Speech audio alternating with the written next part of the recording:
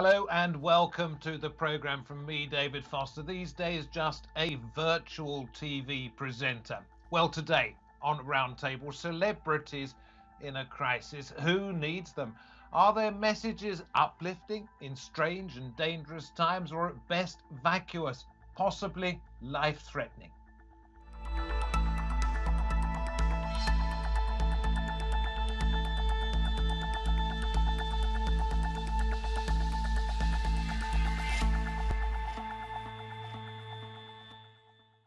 Madonna in a bath with floating rose petals, talking about how the virus is apparently, in her mind, a great equalizer.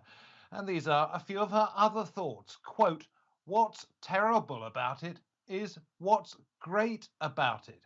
Really?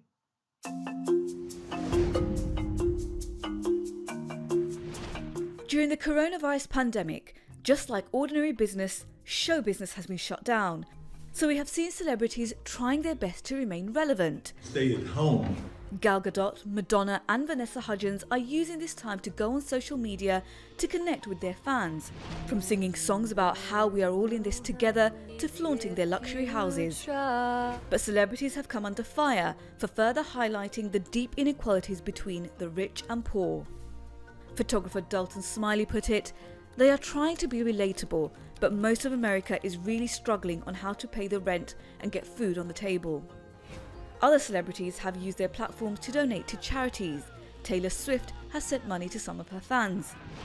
Rihanna has donated $6 million to support people who have been impacted by the virus, while others have appealed to their fans to follow government advice.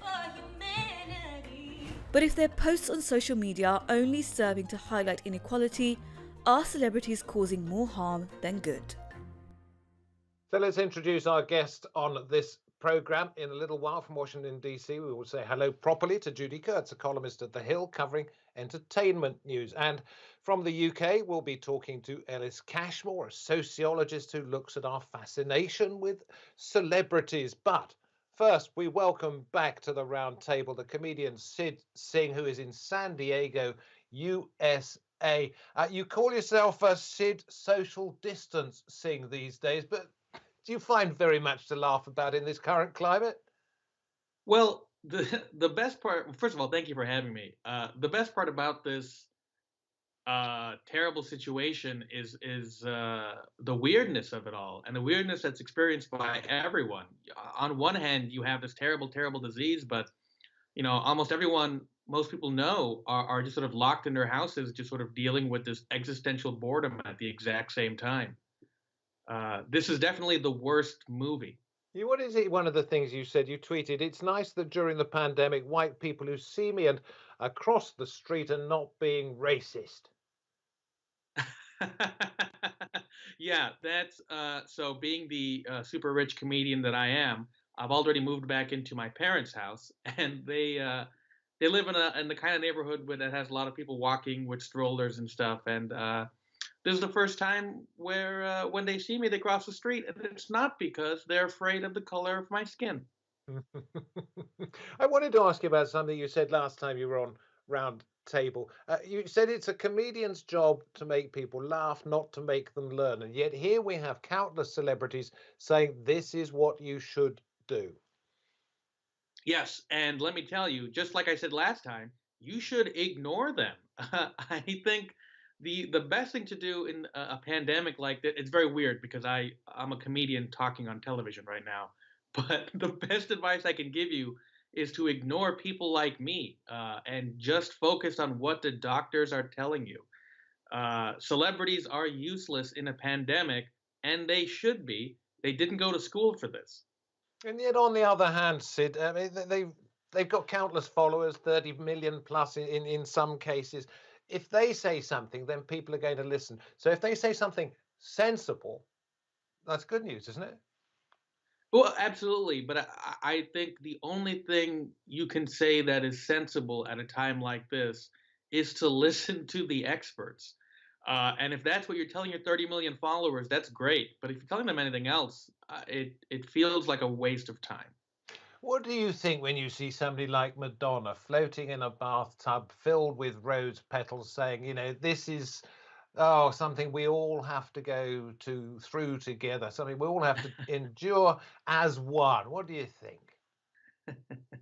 I'll tell you what I think is that uh, I think this pandemic is doing a very good job of showing us the kinds of inequality that's caused by our current governmental systems all over the world. So you're going to have a lot of entertainers telling you to stay home, which is easy for anyone to say when they live in a mansion.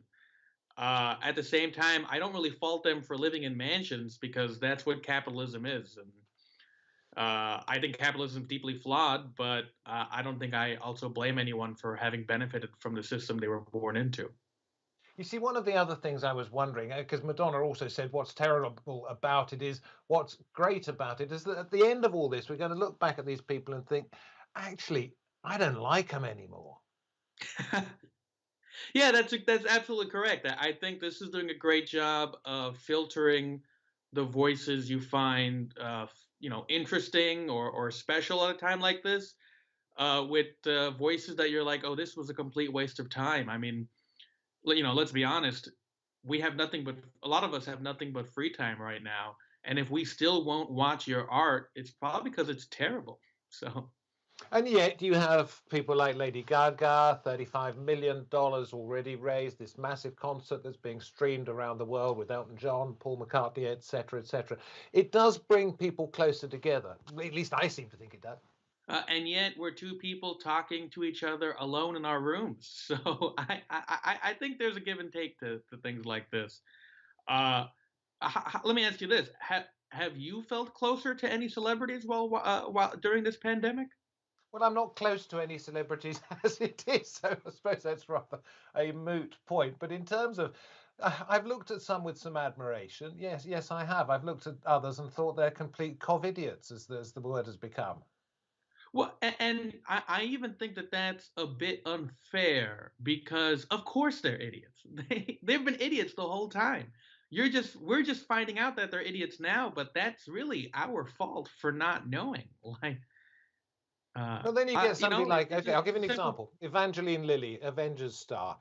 She says, "Oh, I don't care about this. I'd much rather have my freedom than listen to anything anybody else says." And then a few days later, when she's realized what it's done to her reputation, she apologizes to 35 million Instagram followers.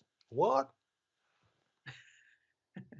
Yeah, I mean, but again, that to me, it's our fault for wasting our time being outraged. I mean, I'm in America. The only celebrity I have any reason to be angry at for the misinformation they're spewing is our president. Everyone else, who cares? And yourself, at a time like this, do you stop working or do you actually put yourself out there because there's a different audience available? Well, there's definitely a different audience. Do I stop working? I stopped working in the sense that all of my gigs have been canceled. So in that sense, I had a European tour that I was supposed to be on right now, and it's not happening, as you can tell. Um, but I do think that this is an opportunity to find a new audience, to find different ways to experiment with the art forms that you like. But there's no denying that it's definitely been a shift. And at the end of all this, will we be saying thank you to our celebrities, or will we be saying thank goodness we don't need to see you doing this anymore? I think there's going to be a huge sigh of relief when this is over and we no longer have to get our medical information from Vin Diesel. I think that's. Well, look, many thanks, Sid, social distance singer. We appreciate you getting up at whatever time of day it happens to be in San Diego. Stay safe and stay funny. From all of us here, thanks for coming on. So, to continue the conversation, we move from San Diego on the west coast to the east coast of the United States, Washington, D.C., and we welcome Judy Kurtz to the program, a columnist for The Hill who covers celebrity news. Then we go to Birmingham in the United Kingdom. Ellis Cashmore there, visiting professor of sociology at Aston University, where he explores our fascination with celebrities and the effect it has on our culture. With you in just a moment, Ellis. Judy, to you first of all, why do you think that this is, as you say, a pivotal time for celebrities? It's certainly a pivotal time for celebrities because everyone here in the States is stuck at home, nothing to do, and they're turning to the media, to their TVs, their computers, for entertainment, for to be aware of what's going on, for news, of course. And celebrities are stuck in the same boat too. They're not off gallivanting around town. They're not doing movie premieres. They're not walking the red carpets. They're stuck at home like the rest of us. Does that mean it's very easy for them to make fools of themselves? Absolutely. I mean, you don't have the public relations handlers hovering over them as is typical at the star-studded events that I typically cover. Um, but there's also a lot of room for them to shine in these kind of circumstances, show their true personalities, and also raise some money and awareness during a crisis such as this. Let's bring in Ellis. You say we have no need for celebrities at a time like this. It would be far better if they just shut their doors and turned off their cameras.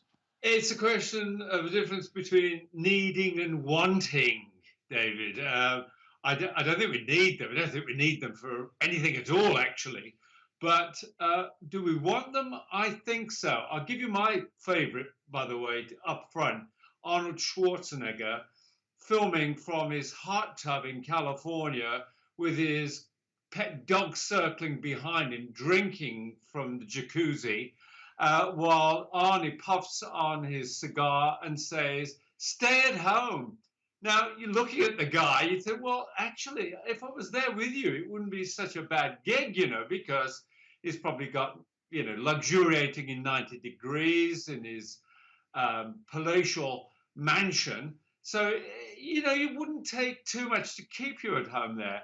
But I think basically celebrities are really putting their feet in their mouth at the moment by adopting this kind of rather solemn tone and trying to give public advice. Do we not, to some extent, perhaps misunderstand because of what we want to believe? David Geffen, record producer, sending pictures of himself on his $450 million yacht. Yes, okay, that was a bit vulgar. But he is a man who has given millions and millions and millions of dollars over the years to medical charities. He has a hospital wing in California named after him. Isn't it easy to paint them as villains when in fact it's not black and white like that? I'm not painting them as villains. It is easy to do so, David. I'm not contesting that. But I don't think they're villains. I just think that they are probably overestimating the seriousness of their purpose. Really, what are celebrities supposed to do? Entertain us. They amuse us in an agreeable way. They distract us.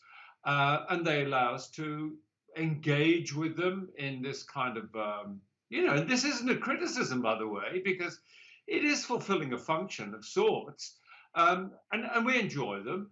But when in a situation like this, we still need enjoyment, and they still are entertaining us via social media. This one for Judy. I mean, you get somebody like Kylie Jenner asked by the Surgeon General of the United States to broadcast to Kylie Jenner's followers the advice that the Surgeon General is giving. They do have a role to play. Absolutely. And I think there is certainly a danger of them, of a Hollywood star appearing wildly out of touch with the rest of the world when they're telling people to stay home from their mega mansion, sipping champagne in front of one of their 10 pools. But on the flip side of that, as you mentioned, Kylie Jenner was asked by the U.S. Surgeon General to use her massive audience, her massive platform to inform them, especially young people who weren't paying attention as much to social distancing guidelines advised by the CDC, to stay home. And that means more to a lot of young people, especially, than some guy in a suit wagging his finger telling you to stay home. So I think there can be a lot of wiggle room for these celebrities to use some of their, massive fan base for good. You see, the thing is, we're asking them to be responsible when a great many of them aren't, and obviously not every single one, when a great many of them aren't responsible at all. And therein lies the central point of all this, David. the thing we admire, like, and find so funny about celebrities is that they can get away with breaking the kind of rules that we all have to abide by. I mean, in our everyday lives, we're being told you've got to obey, do this, otherwise you get into trouble. Yet Kim Kardashian doesn't observe those rules. She does what the hell she likes, and we love her for it. And that's the thing about celebrities. They don't live by the same kind of rules. Not certainly the A-listers don't in any case. What do you think? It's not just sanctimonious, it's hypocritical? Do I think it's hypocritical? Yeah. No, I don't think it's hypocritical. I just think that they're telling lies. I think it's a straightforward lie when they're saying, we really believe you should stay at home and stick by the rules. I don't think they care. I mean, I wouldn't if I was in their position. My view would be, who on this planet today doesn't know that you should stay at home if you live in, outside Brazil or Sweden or Belarus or one of these countries that isn't operating a lockdown? Pretty much all of the rest of the world is operating lockdown. Who cannot know that you should stay at home? We don't need any celebrities to keep reminding us. Judy, let me ask you this one. Do you think, I mean, and you've met countless celebrities in your career, do you think some of them will become more relevant because of the way they're perceived with what they've done during the crisis, and that others will become, if you like, cast out by the general public because of what they've not done, or perhaps because of what they have done? I don't know if they'll be cast out. There's certainly some celebrities who've made headlines for the wrong reasons during this crisis, maybe well-meaning, but doesn't necessarily come off the right way. I don't know if the world needs Gal Gadot and her celebrity friends singing "Imagine a World Where There's No Heaven." I don't know if the world needs Vanessa Hudgens questioning the seriousness of the coronavirus. And they certainly got a lot of backlash for those videos that they Although she was created. taken out of context, do you remember? Vanessa. What's Do you that? think reputations will not be damaged? People will just regard them as COVIDiots, if you like.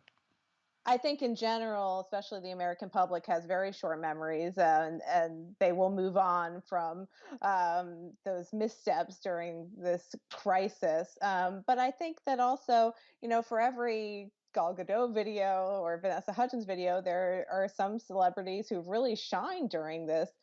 John Krasinski, an actor here, has started this good news broadcast with some of his celebrity pals that, in the midst of a lot of doom and gloom headlines, is bringing people a little bit of laughter and some smiles during all this. Certainly he had celebrity before this, but I think, in the midst of this crisis, that something like that really shines.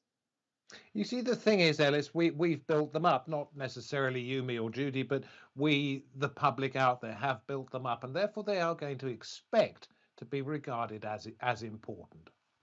Well, yeah, we have this term role model, don't we, that we keep trotting out time and again without ever challenging it or even interrogating the meaning of it.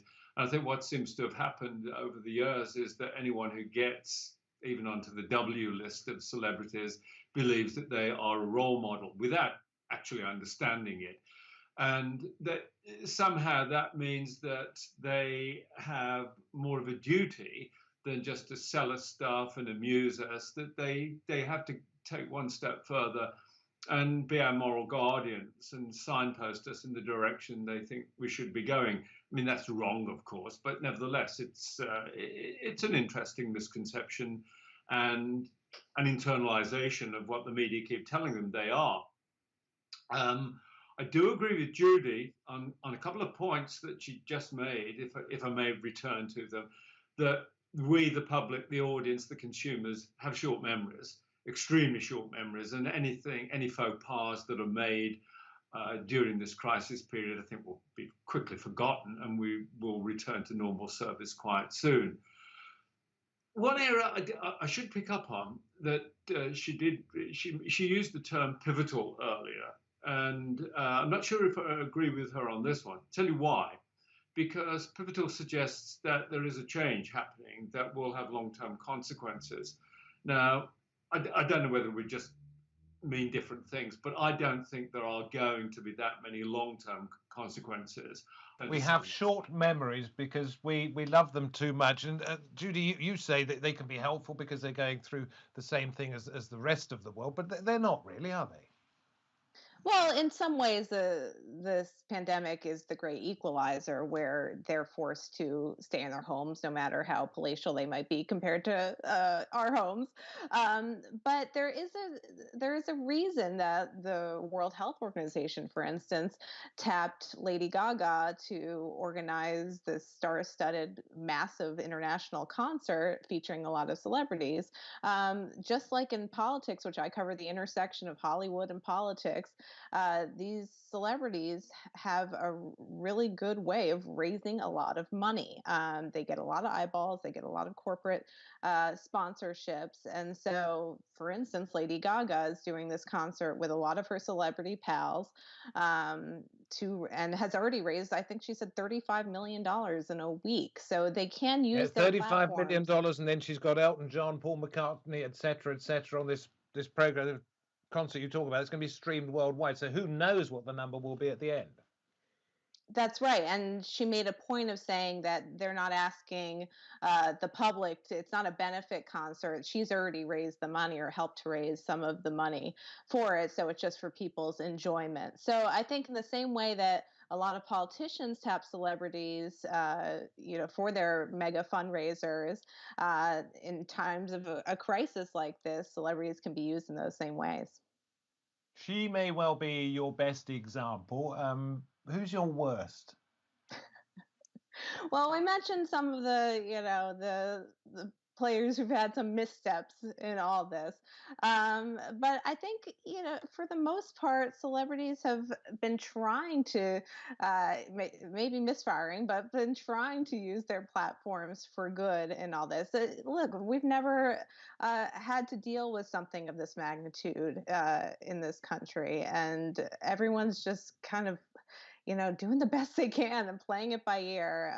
I think Gal Gadot was, very widely mocked for that Imagine video. I don't think it was a malicious endeavor by any means, but I think she got a lot of criticism for that, as well as Vanessa Hudgens, who at a time when not everyone was aware or paying attention or abiding by the social distancing guidelines, kind of poured water on how serious the coronavirus was. You see, that's the point, Ellis, isn't it? We do need to cut them some slack because they're not necessarily the sharpest card in the pack. They are trying to do their best and they know nothing else. Well, I'm not sure. They're not the sharpest card, you say, but you should credit them with some intelligence, and the same as any other population. There are variations in intellectual abilities. I mean, it's just if they can't actually see a clear and direct purpose for them, I think that they would be better advised to keep quiet, keep completely silent on issues. Judy won't know the guy I'm going to mention next. He is a professional football player, a Premier League star in the UK. His name is Jack Grealish. And somehow somebody twisted his arm into publishing a video on Instagram or something like that, saying, urging, pleading with his followers to stay indoors. And like within hours, he appeared on the front pages of the British newspapers, having gone out to a party on that very night and smashed his car up. And of course, he very sheepishly then said, I do apologize. It's the apology that was the wrong thing for me. Okay, I get that. Quick one with Judy, because we're about to wrap up, Ellis. And I want to ask her, Jack Grealish obviously expected special treatment. There have been other celebrities too. But what about when you end up in a situation where Idris Elba, for example, gets tested when nobody else in this country seems to be getting tested? They do expect still to be treated like royalty. I don't know that there's an expectation to be treated like royalty. Some celebrities have said, Daniel Day Kim being one example, said they were reluctant to even reveal their COVID-19 diagnosis because they didn't want people to think that they received special treatment in getting tested. But it's a problem. And President Trump acknowledged that when he was asked why, it seems like wealthy people and these celebrities are having access to these tests that millions of Americans had not been able to receive yet. And he acknowledged, like, that's the way the world works, and it's unfortunate. So I don't think anyone's arguing with the fact that, it should be a fair playing field as far as people getting tested. Listen, thank you very, very much indeed. It is not a level playing field. It is very much a case of us and them. So from us on Roundtable, thank you for watching. We'll see you next time. Goodbye for now.